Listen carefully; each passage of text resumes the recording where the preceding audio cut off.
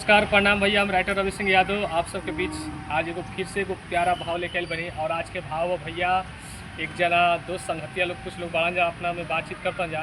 तो एक जना लड़का से एगो संगतिया उनका कहतन जा का हो संगतिया तनी आजकल अपना भैया के ससुरारी के हाल चाल समाचार नहीं बतावत, का हाल चल बा तारा भैया के ससुरारी के, तो कुछ बतावा ना का हाल बा साली लोग के। तो कहता का कहता, छोटकी नदान बिया बड़ा की सयान हो, छोटा की नदान बिया बड़ा की सयान हो, मझली तो चले अभी ऐसे सीनतान हो, मझली तो चले अभी ऐसे सीनतान हो, छोटकी नदान बिया बड़ा की सयान हो, छोटा की नदान बिया बड़ा की सयान हो। और का कहत रन, भैया के तीनों साली बड़ी मजेदार हो, मार करावेली कोई के सोर हो सिंगार हो, मार करावेली कोई के सोर हो सिंगार हो, देखे जे बूढ़ो वो तो मन हो चल बेईमान हो।